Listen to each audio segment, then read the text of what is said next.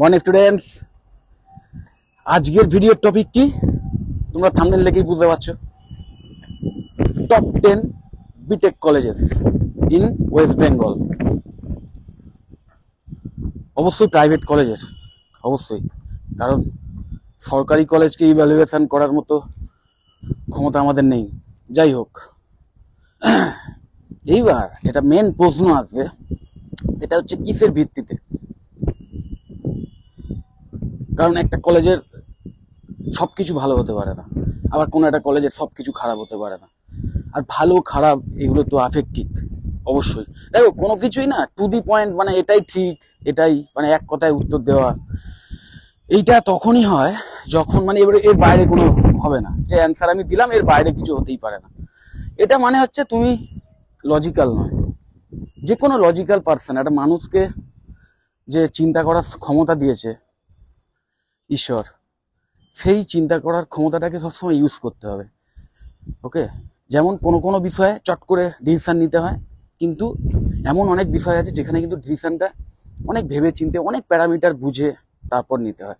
তো এইরকম একটা প্রশ্ন যে top 10 BTech colleges in Kolkata, এটাও কিন্তু ওরকম চট করে এক কথায় 10টা লিস্ট, 10টা কলেজের নাম বলে দিলাম, এরমভাবে এ করলে হবে না।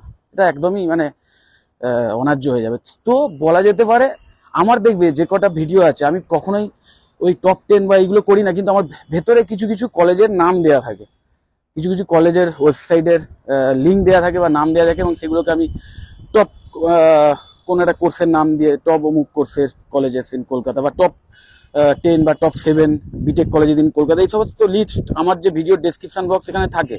কিন্তু সেখানে ব্যাকেটে দেখবে লেখা থাকে ফিজ ওয়াইজ, কোর্স ফি ওয়াইজ, বা মানে।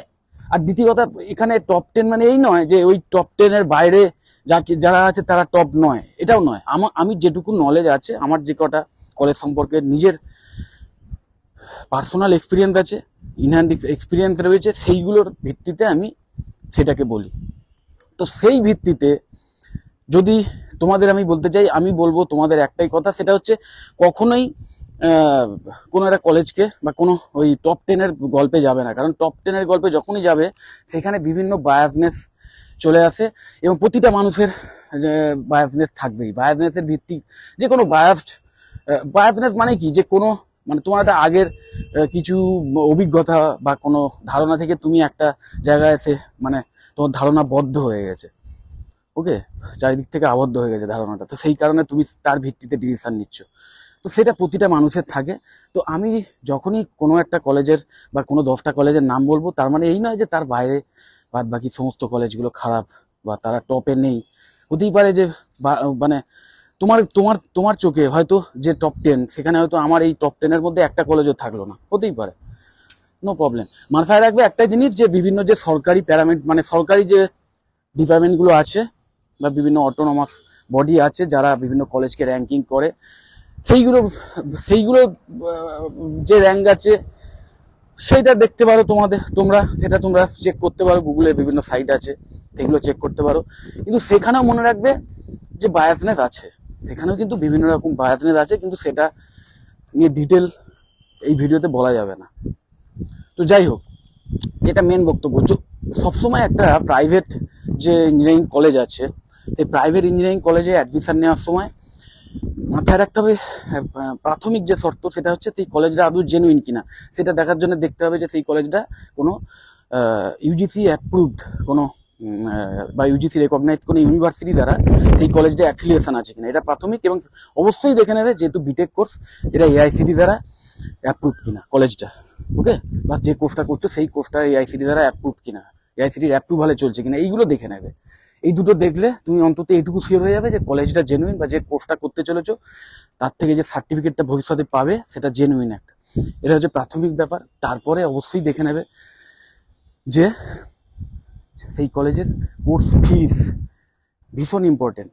আমি কেন, তোমরা হয়তো ভাবছিলে যে সেকেন্ডেই আমি বলবো যে প্লেসমেন্টের পার্সেন্টেজ, এটা একদমই দেখতে যেও না। কারণ প্রথম কথা, এই পার্সেন্টেজে অনেক রকম ম্যানিপুলেশন করা যায় এবং করেও অনেক কলেজ। তো সেই পার্সেন্টেজ দেখতে যেও না, কারণ সমস্ত কলেজ, যত কলেজ আছে, প্রাইভেট কলেজ আছে, তারা প্রত্যেকেই জানে যে এই বছরে যদি আমার ফাইনাল ইয়ারের স্টুডেন্টরা তারা যদি ঠিকমতো প্লেসড না হয়, ভালো প্লেসমেন্ট না পায়, তাহলে ভবিষ্যতে আমার কাছে স্টুডেন্টই আসতে চাইবে না। এটা তো আর কোনো সরকারি কলেজ নয় যে অটোমেটিক্যালি সিট ভরে যাবে।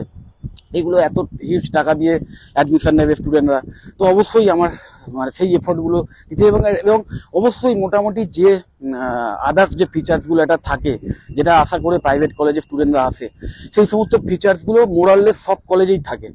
এবার কোনো কলেজে হয়তো সেন্ট্রাল এসি থাকে, সেইটা তোমাদের দেখে নিতে তোমাদের মানে তোমরা কলেজে কতটা মানে একটু কষ্ট করে পড়াশোনা করতে যাচ্ছ, নাকি তোমাদের মানিটরি ব্যাপারটা কোনো প্রবলেমই নয়, যে কারণে হাই ফিস দিয়েও তোমরা একটু বেশি আরাম নিতে যাচ্ছ। তো সেই ব্যাপারটা তোমাদের নিজের ব্যাপার, এগুলো নিয়ে আমি কিছু বলতে চাই না। তো আমার মতে সেকেন্ডেই যেটা দেখে নেওয়া উচিত সেটা হচ্ছে ফিস। কোর্স ফিটা অ্যাফোর্ডেবল যদি হয় সেইটা দেখে নেবে, এবং অবশ্যই তারপরে কোর্স ফির সাথে সাথে এটাও দেখে নেবে যে সেই কলেজে, এবং তার জন্য কলেজে ভিজিট করতে হবে। এটা দূর থেকে দেখা সম্ভব নয়, কলেজে ভিজিট করে সেখানকার ল্যাব বা ওয়ার্কশপ এইগুলো দেখে নেবে। কারণ বিশেষ করে যারা ধরো বিটেক মেকানিক্যাল বা সিভিল বা ধরো মানে ইলেকট্রিক্যাল অ্যান্ড ইলেকট্রনিক্স ইঞ্জিনিয়ারিং বা ইলেকট্রনিক্স অ্যান্ড কমিউনিকেশন ইঞ্জিনিয়ারিং এই টাইপের কোর্সে যারা অ্যাডমিশন নিতে চলেছে, তাদের জন্য কিন্তু ল্যাবটা ভীষণ ইম্পর্টেন্ট। কারণ এই ল্যাবে যে মেশিনারিগুলো থাকে, সেই মেশিনারিগুলো ঠিকঠাক আছে কিনা এবং আছে কিনা, এবং দেখো সবকিছু তুমি বুঝবে না, কিন্তু অ্যাটলিস্ট ল্যাবগুলো ঢুকলে তোমরা একটা আইডিয়া পেয়ে যাবে যে হ্যাঁ প্রচুর মেশিনারি রয়েছে। প্লাস সেই কলেজের যা ফ্যাকাল্টি আছে, সেই ফ্যাকাল্টি মেম্বারের ওয়েবসাইটে, বিভিন্ন যে কলেজের ওয়েবসাইট থাকে, সেই কলেজের ওয়েবসাইটে ফ্যাকাল্টিদের ডিটেলস দেওয়া থাকে। মানে যেখানে দেখবে, যে সমস্ত কলেজে দেখবে খুব বেশি ফ্যাকাল্টির ডিটেলস নেই, সেইখানে অবশ্যই তাদের যারা এক্সিকিউটিভ আছেন তাদেরকে অন্তত বলবে যে আপনাদের কোনো ফরম্যাট দেখান বা কোনো প্রসপেক্টাস দেখান যেখানে কমপ্লিট ফ্যাকাল্টি লিস্ট আছে, এইগুলো দেখতে চাইবে। কারণ অনেক কলেজে কিন্তু খুব বেশি মানে ভিজিটিং ফ্যাকাল্টির উপর নির্ভরশীল। দেখো অনেক ভালো ভালো কলেজই কিন্তু ভিজিটিং ফ্যাকাল্টি বা বিভিন্ন প্রফেশনাল যারা ইন্ডাস্ট্রি থেকে আসছে, ইন্ডাস্ট্রিতে কাজ করে, ধরো অন্য কোনো মানে প্রফেশনাল যারা একদম ইন্ডাস্ট্রিতে, তাদের থেকে ইনহ্যান্ড এক্সপিরিয়েন্স যাতে স্টুডেন্টরা পায়, তার জন্য বিভিন্ন ভিজিটিং ফ্যাকাল্টি দিয়ে লেকচার দেওয়া, এবং এটা অবশ্যই খুব ইম্পর্টেন্ট। কিন্তু যদি কোনো কলেজ শুধু ভিজিটিং ফ্যাকাল্টি ম্যাক্সিমাম রাখে, তো সেটা কখনোই ঠিক হবে না। কারণ একটা স্টুডেন্ট যখন একজন ফ্যাকাল্টি মেম্বারের থেকে কিছু শিখছে, তারপর দুদিন মানে এক মাস দু মাস অন্তর অন্তর যদি ফ্যাকাল্টি মেম্বার চেঞ্জ হতে থাকে, সেটা একটা প্রবলেম। তো এই ব্যাপারটা দেখে নেবে, এটা বোঝার জন্য ওয়েবসাইটে যদি ডিটেলের লিস্ট থাকে ফ্যাকাল্টিদের, সেখানে দেখবে নাম এবং তাদের কোয়ালিফিকেশন এগুলো দেওয়া থাকে, তাহলে বুঝবে ঠিক আছে। কিন্তু যে সমস্ত কলেজ দেখবে শুধু এইচওডি বা কয়েকজন কয়েকটা হাতে গোনা দুটো তিনটে ফ্যাকাল্টি ছাড়া কারোর সেরকম ডিটেলস বা নাম নেই, তাহলে বুঝবে একটু গন্ডগোল থাকলেও থাকতে পারে, সেটা দেখে নেবে। আর তারপরে যেটা দেখবে অবশ্যই সেই কলেজে বুক ব্যাংক ফেসিলিটি এটা আছে কিনা। কারণ বুক ব্যাংক ফেসিলিটি থাকলে বাড়িতে একসাথে 7-8টা বই বাড়ি নিয়ে গিয়ে পড়াশোনা করতে পারবে। এই ইঞ্জিনিয়ারিং কোর্সের যে বইগুলো প্রচণ্ড কস্টলি হয়, তো এইগুলো দেখে নিতে হবে যে সেই বুক ব্যাংক ফেসিলিটি আছে কিনা, তাহলে বাড়িতে অ্যাটলিস্ট 7-8টা বই বাড়িতে নিয়ে গিয়ে পড়াশোনা স্টার্ট করতে পারবে আর কি, যদি বইটা ফেরত দিয়ে দিতে হবে। যাই হোক, এবার তোমাদের আরেকটা জিনিস অবশ্যই জেনে নেবে, সেটা হচ্ছে যে কলেজে প্লেসমেন্ট অ্যাক্টিভিটিসগুলো হয় কিনা। ট্রেনিং বা প্লেসমেন্টের যে অ্যাক্টিভিটি, ট্রেনিংটা তো হতেই হবে, কারণ ট্রেনিং কমপ্লিটলি নির্ভর করছে ট্রেনিং প্লেসমেন্ট সেলের উপর এবং সেই কলেজের যারা অথরিটি আছেন তাদের উপর। সেই ট্রেনিং মানে কি, যে কোনো একটা বিটেক মানে একটা মানে বিটেকের প্র্যাকটিক্যাল নলেজটা ভীষণ ইম্পর্টেন্ট, স্কিল ওরিয়েন্টেড কোর্স।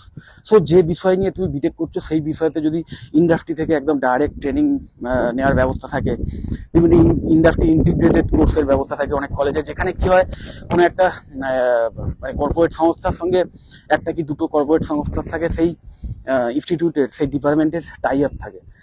এবং টাই আপ মানে এই নয় যে তাদের প্রতি বছর চাকরি দিতে হবে, সেরকম টাই আপ নয়। মানে টাই আপটা এটাই যে সেই ডিপার্টমেন্টের স্টুডেন্টরা প্রতি বছর গিয়ে সেই ইন্ডাস্ট্রিতে ভিজিট করে সেখান থেকে ইনহ্যান্ড এক্সপিরিয়েন্স নিতে পারবে, ইনহ্যান্ড ট্রেনিং নিতে পারবে, এবং সেই ইন্ডাস্ট্রি থেকে বা সেই কোম্পানি থেকে বিভিন্ন প্রফেশনালরা এসে মাঝে মাঝে বিভিন্ন সেমিনার বা বিভিন্ন লেকচার সেশনের আয়োজন করবে, যার মাধ্যমে সেই স্টুডেন্টরা একটা ইনহ্যান্ড ইন্ডাস্ট্রি থেকে যে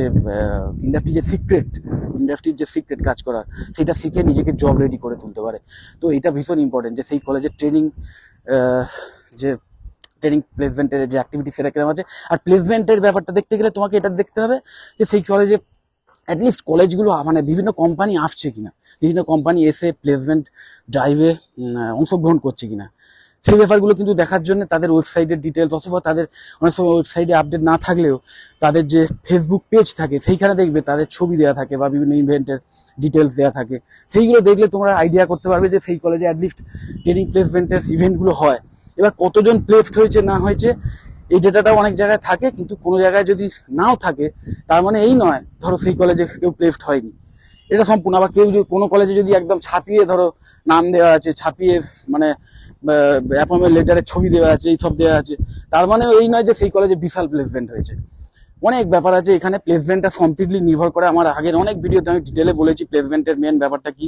প্লেসমেন্টের মেন ব্যাপারটা তোমাকে এটাই এই শর্টে বলে দিচ্ছি যে কোনো একটা ইন্ডাস্ট্রি থেকে বা কোনো একটা কোম্পানি, বিভিন্ন এজেন্সি তারা কিন্তু আসে বিভিন্ন মানে প্লেসমেন্ট ড্রাইভের আয়োজন করতে, এবং এইটা যে অংশগ্রহণ করতে আসে সেই কোম্পানি তারা কিন্তু নিজেদের জন্য আসে, তাদের নিজেদের দরকারে আসে, তাদের নিজেদের কোম্পানিতে ভ্যাকেন্সি থাকে বিভিন্ন কাজ করানোর জন্য, সেই কাজের যে ভ্যাকেন্সি সেইখানে সেটাকে ফিল আপ করানোর জন্য আসে।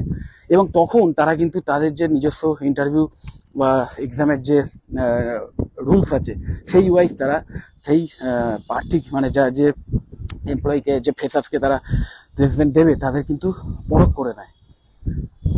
এবং সেইখানে যদি সেই প্যারামিটারে সেই স্টুডেন্টের কোয়ালিটি যদি না ম্যাচ করে তাহলে কিন্তু প্লেসমেন্ট সে পাবে না, সে যতই মানে নাম করা কলেজ থেকে করুক, যতই হাই কলেজ থেকে করুক। তো আলটিমেটলি প্লেসমেন্টের ব্যাপারটা কিন্তু 90% নির্ভর করছে সেই স্টুডেন্টের কোয়ালিটির ওপর, সেই স্টুডেন্টের মধ্যে কতটা টেকনিক্যাল স্কিল রয়েছে এবং সফট স্কিল রয়েছে। কারণ মনে রাখবে সফট স্কিল, শুধু টেকনিক্যাল স্কিল থাকলে কিন্তু আজকের যুগে এমএনসিতে চাকরি পাওয়া যায় না, তার সাথে সফট স্কিলের ভীষণ প্রয়োজন। ওকে, তো সফট স্কিল ডেভেলপমেন্টটাও কিন্তু করে যাবে। এবং এই ব্যাপারটাও কিন্তু যে ট্রেনিং প্লেসমেন্টের যে ডিপার্টমেন্ট, তাদের যে ট্রেনিং সেকশন, তারা কিন্তু এই সফট স্কিল ট্রেনিংটাও ফ্রিতে দিয়ে থাকে ভালো ভালো কলেজে।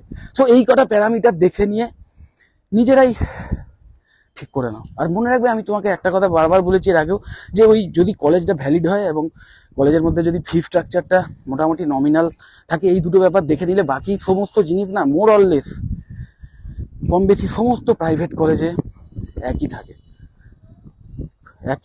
একই সিলেবাস পড়তে হয়, একই ব্যাপার জানতে হয়। যে বিষয় নিয়ে এই কলেজে পড়ছো সেই বিষয় নিয়ে অন্য কলেজে পড়ছো, কিন্তু তাও ফিজের যে ডিফারেন্স থাকে হিউজ, সেই ডিফারেন্সটা হয় অনলি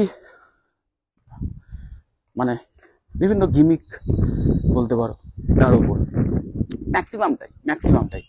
ওকে, তো এইটা আমার গ্যাচ। যাই হোক, এইবার তোমাদের আমি অবশ্যই আমার মতে যে সমস্ত কলেজগুলো বিটেকে বেশ অ্যাফোর্ডেবল ফিজ তার বিনিময়ে এই হাই কোয়ালিটি এডুকেশন দেয় এবং ট্রেনিং প্লেসমেন্টের ফুল অ্যাসিস্ট্যান্স দিয়ে থাকে।